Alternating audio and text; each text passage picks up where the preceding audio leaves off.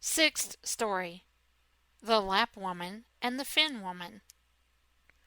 They stopped in front of the little hut, and a makeshift dwelling it was. The roof of it almost touched the ground, and the doorway was so low that the family had to lie on their stomachs to crawl in or out of it. No one was home except an old Lap woman, who was cooking fish over a well-oiled lamp. The reindeer told her Gerda's whole story, but first he told his own, which he thought was much more important. Besides, Gerda was so cold that she couldn't say a thing. "Oh, you poor creatures," the Lap woman said. "You've still got such a long way to go. Why, you will have to travel hundreds of miles into the Finnmark, for it's there that the Snow Queen is taking a country vacation and burning her blue fireworks every evening. I'll jot down a message on a dried codfish, for I haven't any paper. I want you to take it to the Finn woman who lives up there. She will be able to tell you more about it than I can." As soon as Gerda had thawed out and had had something to eat and drink, the Lap woman wrote a few words on a dried codfish, told Gerda to take good care of it, and tied her again on the back of the reindeer. Off he ran, and all night long the skies crackled and swished as the most beautiful northern lights flashed over their heads.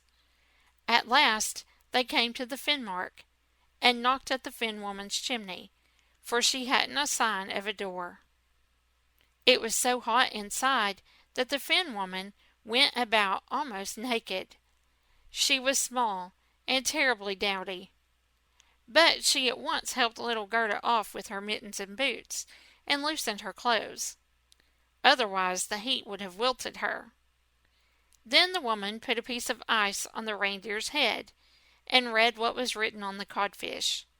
She read it 3 times, and when she knew it by heart, she put the fish into the kettle of soup, for they might as well eat it. She never wasted anything. The reindeer told her his own story first, and then little Gerda's. The Finn woman winked a knowing eye, but she didn't say anything. "You are such a wise woman," said the reindeer. "I know that you can tie all the winds of the world together with a bit of cotton thread. If the sailor unties one knot, he gets a favorable wind.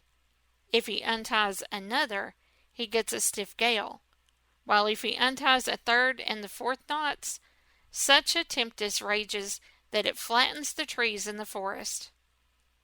Won't you give this little girl something to drink that will make her as strong as 12 men, so that she may overpower the Snow Queen?"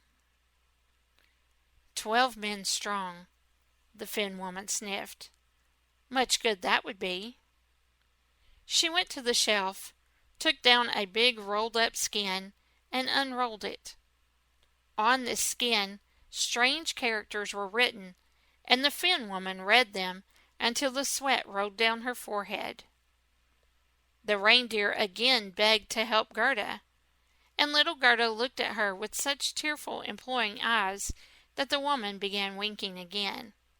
She took the reindeer aside in a corner, and while she was putting another piece of ice on his head, she whispered to him, "Little Kay is indeed with the Snow Queen, and everything there just suits him fine. He thinks it's the best place in all the world, but that's because he has a splinter of glass in his heart and a small piece of it in his eye. Unless these can be gotten out, he will never be human again, and the Snow Queen will hold him in all her power." "But can't you fix little Gerda something to drink which will give her more power than all of those things?" "No power that I could give could be as great as that which she already has. Don't you see how men and beasts are compelled to serve her, and how far she has come in this wide world since she started out in her naked feet? We mustn't tell her about this power. Strength lies in her heart, because she is a sweet, innocent child. If she herself cannot reach the Snow Queen and rid little Kay of those pieces of glass, then there's no help at all that we can give her.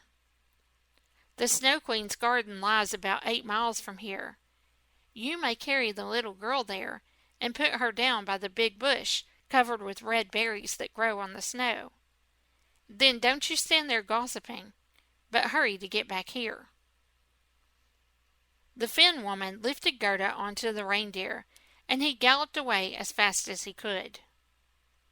"Oh," cried Gerda, "I forgot my boots, and I forgot my mittens." Soon she felt the need of them in that knife-like cold, but the reindeer did not dare to stop. He galloped on until they came to the big bush that was covered with red berries. Here he sat Gerda down and kissed her on the mouth, while big shining tears ran down his face. Then he ran back as fast as he could.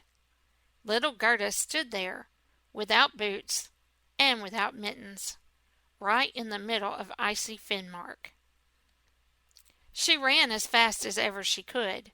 A whole regiment of snowflakes swirled around her, but they did not fall from the sky, for there was not a cloud up there, and the northern lights were ablaze. The flakes skirmished along the ground, and the nearer they came, the larger they grew. Gerda remembered how large and strange they had appeared when she looked at them under the magnifying glass. But here they were, much more monstrous and terrifying. They were alive. They were the Snow Queen's advanced guard, and their shapes were most strange. Some looked like ugly, overgrown porcupines. Some were like a knot of snakes that stuck out their heads in every direction, and others were like fat little bears with every hair a bristle. All of them were glistening white, for all were living snowflakes. It was so cold, as little Gerda said the Lord's Prayer, she could see her breath freezing in front of her mouth, like a cloud of smoke. It grew thicker and thicker, and took the shape of little angels that grew bigger and bigger the moment they touched the ground. All of them had helmets on their heads, and they all carried shields and lances in their hands. Rank upon rank they increased, and when Gerda had finished her prayer, she was surrounded by a legion of angels. They struck the dread snowflakes with their lances, and shivered them into 1,000 pieces. Little Gerda walked on, unmolested and cheerful. The angels rubbed her hands and feet to make them warmer, and she trotted briskly along to the Snow Queen's palace. But now, let us see how little Kay was getting on. Little Gerda was furthest from his mind, and he hadn't the slightest idea that she was just outside the palace.